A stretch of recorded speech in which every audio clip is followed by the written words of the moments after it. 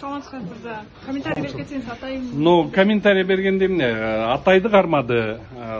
Сокулукка деп айтып аттылар, ну, скорее всего, токмокко алып кеткен да ИВСке. 3 сагат бизде допрос кылды в качестве свидетеля. После качестве свидетеля допрос кылып туруп эле, 1,5 саат күтө тургула деп туруп, анан 1,5 сааттан кийин даяр постановленияны МВДдан алып келди, ошол жакта Атайга угузду. Сиз камакка алындыңыз 48 саатка деп. Дагы эмне комментарий? Бул мындайча айтканда беззаконие. Биякта допрос өтүп атат. Биякта допрос алып кетип туруп, тияктан протоколун жазып атат. Следственный служба МВДде.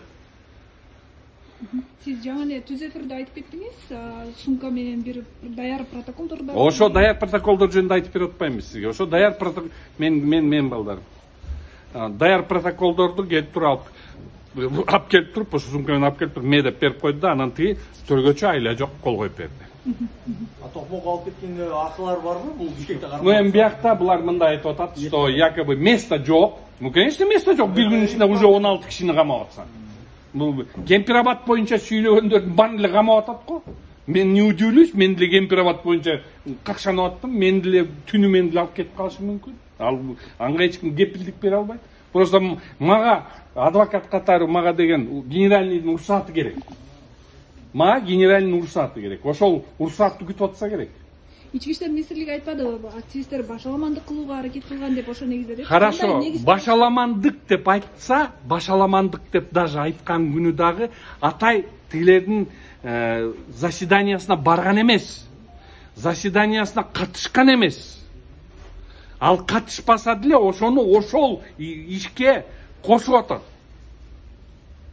Бул акылга сыйбаган нерсе да. Дагы эмне вопростор болдубу? Уруксатпы? Давайте. Жээнбеков боюнча айтып коюшпу, Зайыр Вакил. Равшан Жээнбеков боюнча. Не деп айтайын? Эмнени айтайын?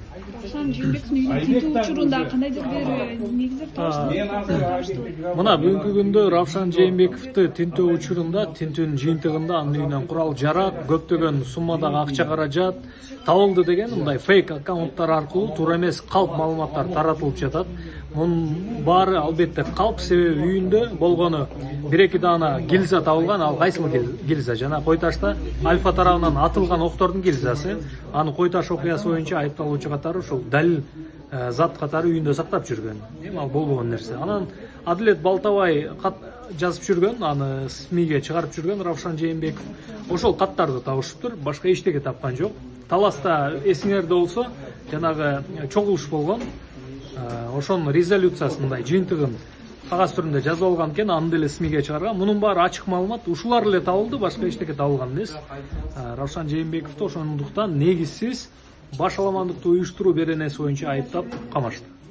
Айрым активисттердин жакындары айтты да, бул 48 саатка камалды деген менен ошо Кемпирабад боюнча ратификация бекимейинче камалышы мүмкүн деген кооптонууларын билдирип жатат. Эми албетте андай ыктымалы бар. Камап, сот аркылуу камап салышы мүмкүн көп убакытка.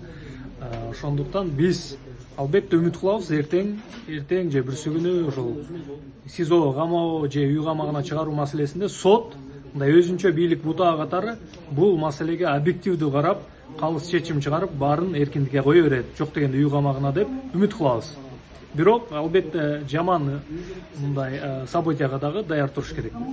Анан дагы эме деген сүрөттөр таралып атпады беле? Чет элдик жарандар, анан чет элден чоң суммада акча. Эми Равшан Жээнбеков кандай болот булар? Равшан Жээнбеков деген ал деген ар дайым эле ачык эле кофейняларда ар кандай эл аралык элчиликтердин жана уюмдардын мүчөлөрүнүн жолугушуп келет. Ошондой ачык жолугушуулардын сүрөттөрүн тартып алышып, ошол чет өлкөдөн акча алган экен, көп суммада деп каралап жатышат. Мунун баары каралоо, мунун баары калп. Силер аракет. Биз аларга көңүл бурбайбыз, анткени ит үрө берет, кербен жүрө берет.